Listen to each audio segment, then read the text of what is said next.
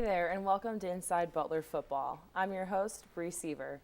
The Butler football team had an exceptional performance on Saturday, defeating conference opponent Dayton 21-11. In a second, we'll be joined by Butler head football coach Jeff Forrest to talk about last week's game and take a look at the games ahead. Stay with us on Inside Butler Football.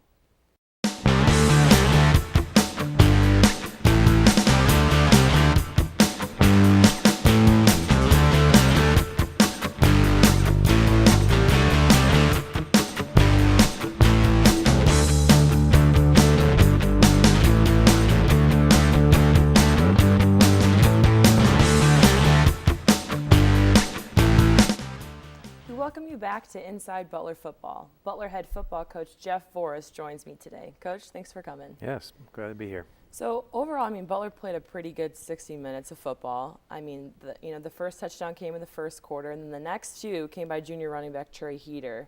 And no doubt the key touchdown of the game came late in the fourth when he scored on a 78-yard run. So, although the offense, they did execute some big plays when they needed to, they seemed to struggle a little bit as far as, putting some drives together early on. How does this speak to your offense's ability to adapt to any situation despite not playing to their full potential? Well, I think the number one thing you take away from it is you kept playing.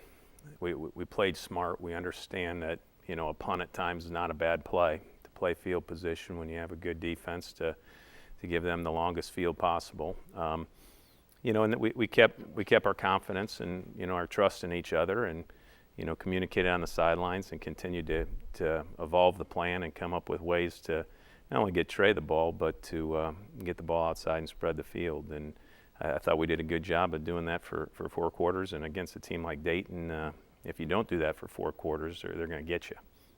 Now, the Butler defense also did well. They forced 3 turnovers throughout the game, only allowed Dayton in the end zone 1 time. So what did they do effectively that kept Dayton to a relatively low score?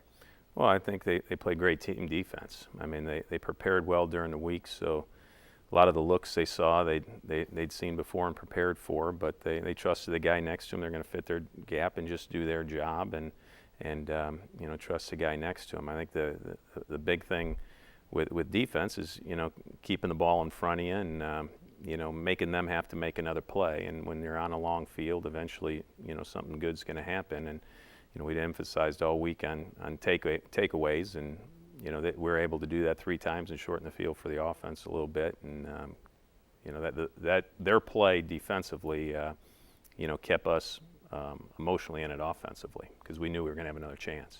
And just as important as offense and defense is special teams, they also had some great plays. The second quarter, Butler blocked a Dayton field goal attempt only to recover it and run it back for 53 yards, which was great. But potentially if Dayton would have made that field goal, it would have been a 1-point game, and then they would have had possession after the half. So, right. How important are plays like these in stopping the momentum? It's critical. And, every play that you're on is the most important play in the game. And our guys have a mindset that the special teams plays are just as critical as the other ones. They prepare that way. They play that way. When they're on the field, they know that something good can happen. And not only did we have that one, but we had the fumble on the punt. We covered the ball well. Derek did a nice job catching punts. We blocked the field goal. There was a lot of positive plays, and for the second week in a row, we played really well on special teams. And this is also the first time in 24 years that Butler's beat Dayton in consecutive years. So what does this do for the team's confidence, knowing that they beat them and got a win without playing the best complementary football they've ever played? Well, I think you take away, anytime you win a football game, you build confidence. It's hard to win college football games. It's hard to beat teams like Dayton. They're a very good football team, and they're going to force you to have to, play 60 minutes to get it done. So I think, the win is the number one thing, but the confidence you gain that you prepared well and all the little things you did during the week were rewarded by competing for 60 minutes, allows you a much better chance to go out the next week and start it all over again, which we'll have to do this week. All right, well, we're going to take a look at some highlights from the game. This first one is Trey's 41-yard touchdown. It was the third quarter. The score is 7-3, and obviously this gave Butler the lead. So can you talk a little bit about this? Well, I mean, they didn't want Trey to beat us. They did a good job all day of loading up the box and making it hard for us to run. But offensive line does a great job here. You see there's a pressure coming, and we get a hat on a hat, and then Trey runs through the unblocked safety, which is always an unblocked player, and finishes it with a great effort. So that was a good team effort there.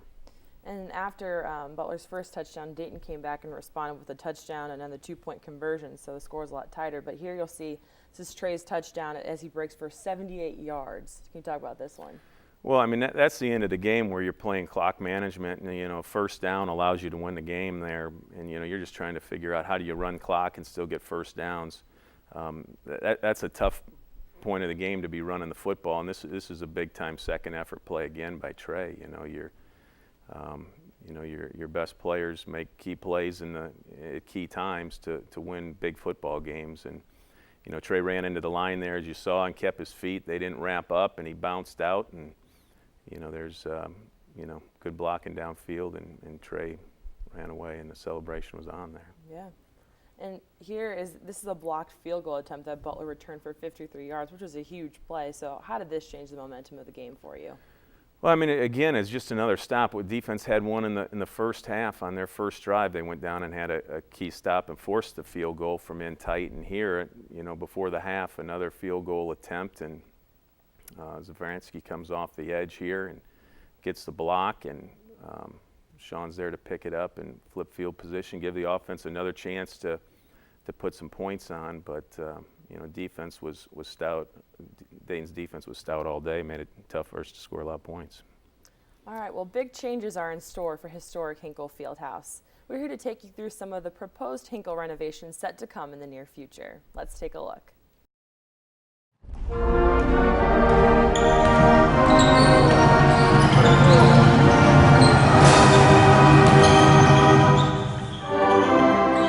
Hinkle is so special because it has such a great history at a university that was small in stature, but has grown tremendously over time.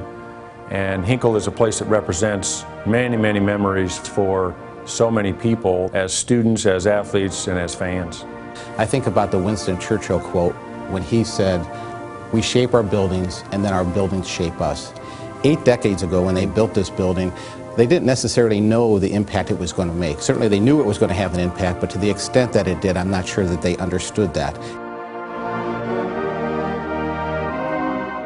After 8 decades, it's time to invest in historic Hinkle Fieldhouse to preserve it for future generations.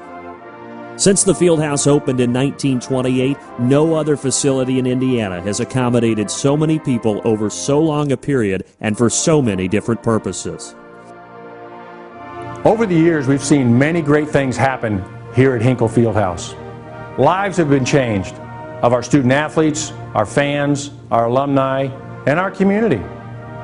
More recently, our national reputation has risen to an all-time high through our basketball team. And now, we want to show you our vision for the future. Please enjoy this 3D virtual tour of Hinkle Fieldhouse. On the outside, Hinkle Fieldhouse will not change in appearance. We will, however, address all needs to preserve and protect the historic integrity and original beauty for many decades to come.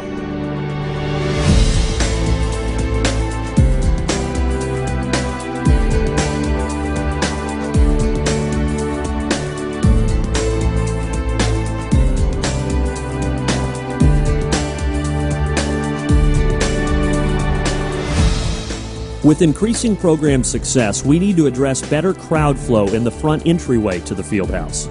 As you enter the lobby in the future, you will notice a widened concourse area and Hall of Fame. This improved lobby with expanded restrooms and concessions will provide plenty of space to mingle before and after events. Now let's take a look at our beloved arena. First, we are going to update our seating areas by making more areas for ADA seating and install elevators providing access to the upper levels. Next, we plan to increase our space for comfortable seating. We will do this by replacing bench-style seating with more chair-back seats up to our track level. Finally, we are excited to announce a new scoreboard. This won't change our Hinkle, but it will enhance the experience of any event with multimedia, video, and sound like no other.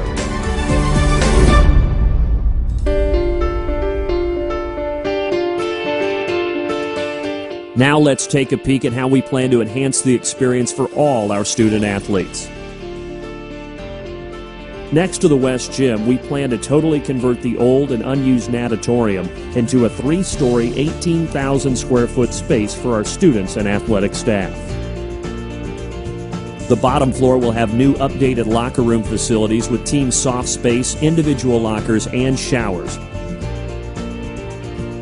This is a huge improvement from the facilities we have had for many years and will allow us to have additional locker room space.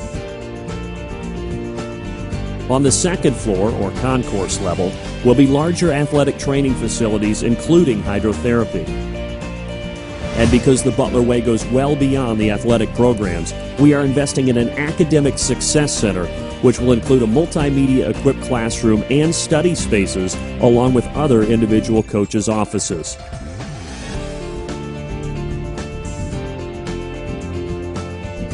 All of this within the Hinkle facility is to better serve and support the success of our student athletes.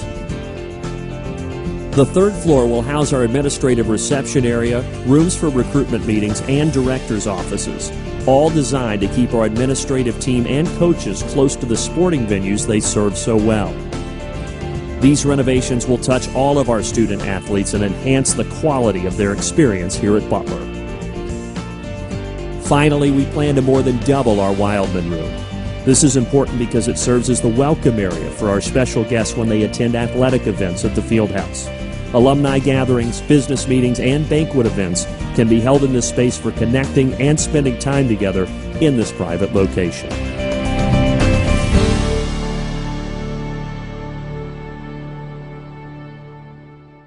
Butler is a true student-athlete school. You know, it's not something we just say. We really live that, and it's about, team before self. But when you're working in a place, or you're playing in a place, or you're going to school in a place that is grasping and embracing change, that is looking with a great vision towards its future, you feel really good about where you're headed. And people enjoy being around that, are empowered by it, and ultimately bring more energy to the table with all those things going on.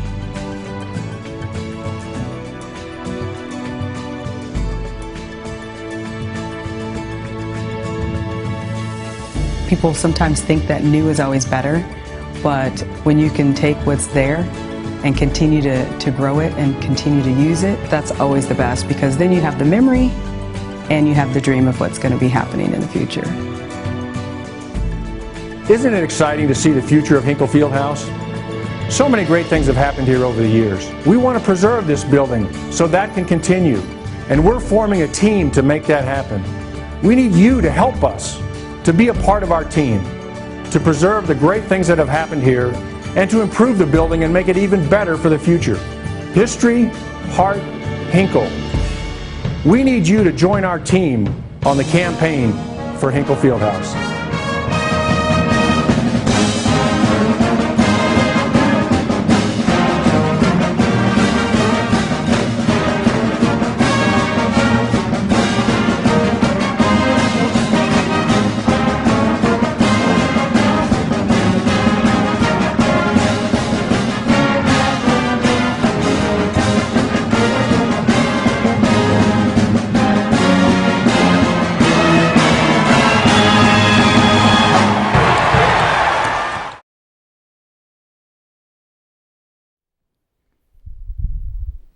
Back here on Inside Butler Football, Butler's preparing this week to take on a conference opponent, Valparaiso. Their program has struggled a little bit in the past few years. They're currently 0-4, suffered a couple massive defeats, but I think there's a little extra emotion in this week's game because it's an in-state rivalry. Because of this, how do you expect Valpo to respond and come out playing Butler? Well, you're going to get their best shot. This will be the best Valparaiso team we've played. They've done a great job up there. Their record does not indicate the product they're putting out on the field. They had, like everyone in our league, they played a tough non-conference schedule, all scholarship teams. They opened up with defending conference champ San Diego. So the weight of their schedule was up front. They're coming off a bye week. they've recruited well. They got good schemes. The players are in the right spot. You watch them on tape, and it's a good football team. And we know they're going to be prepared. They're going to be excited to play us. They'll be at home. We're going to get everything and more than we want this week, and we have to go back and do the little things in preparation to be ready for their best shot. Now, what things are you planning on preparing for this week so that you can get a win on Saturday? Well, I mean, I think the big thing is you go back and focus on Butler, and you go back and do the little things in practice that the mental toughness to not get by on a Tuesday or Wednesday, but to get better and to continue to build trust with your teammates, and all the little detail things, the technique things that you see off tape from Saturday that we need to improve on. Are you willing to improve on those and keep building depth and get ready to go that way? So, the focus for us is always on our preparation and us, and having it's a nameless, faceless opponent. You have the same respect for everyone you play, and we have to come out with a road tested mental toughness this week to be ready for Valpo. It's going to be a good get. Every year, Valpo and Butler compete for a trophy called the Hoosier Helmet. Mm-hmm. So could you talk more about what it is and how that kind of came to be? Well, it all started, I mean, it was 7 years ago when we got here. It was Coach Adams at the time there, and we were the only two schools that had the same border in the entire conference. Now it's grown a little bit since then, and Campbell's joined, and Davidson and Campbell have the same type of thing, and now Stetson's down in Florida with Jacksonville. So, that part of the league's grown a little bit, but because of the history and the tradition of Valpo playing Butler, and and college football's kind of been born and based on these trophy rivalry games. So the two schools decided to play for a trophy, and it's been great. Kids have had a lot of fun competing for it, and we've been fortunate to have it in Indianapolis for the last couple of years. Where do you keep that trophy? It's in the football office. They see it every day. All right. Yeah. Great. Well, thank you for joining us on our 5th episode of Inside Butler Appreciate Football. being here. That will do it for this week's episode. Be sure to tune in for next week. Thanks for watching.